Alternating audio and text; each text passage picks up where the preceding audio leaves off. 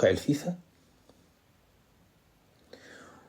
ودور على القواضي بتاعه نادي الزمالك. القواضي بتاعه نادي الزمالك. مش عايز اجيب الموضوع من اخره، بس هبدأ اجيب لك الموضوع من اوله.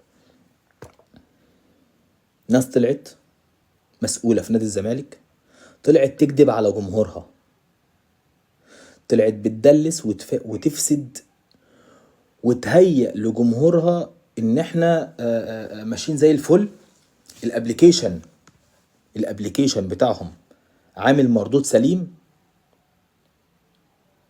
لدرجة ان الناس صدقت. انا هقول لك بالاسامي: الاستاذ عمرو عبد المحسن. الاستاذ عمرو عبد المحسن طلع قال ان الابليكيشن سدد قضية واحدة.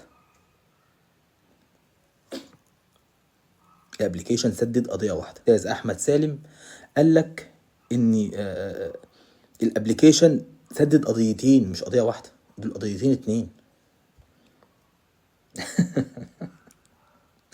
النهاردة الساعة دلوقتي بتوقيتكم على منصة الفيفا وعلى موقع الاتحاد الدولي الزمالك لسه عليه 18 قضية. الزمالك لسه عليه 18 قضية. طب امال فين اللي سدد قضية وخلص قضية وخلص قضيتين؟ انا مش عارف. وما انت بمعنى ايه عمال تقول للناس ان احنا خلصنا قضية والتانية والابليكيشن شغال يعني والكلام ده؟ طب هي الفلوس دي راحت فين؟ انا بقى اللي بقول لك. انت عارف انت اللي هو البني ادم اللي بيروح ملبس نفسه في الحيطة ده، بيروح ماشي ماشي ماشي يروح خابط دماغه في الحيطة.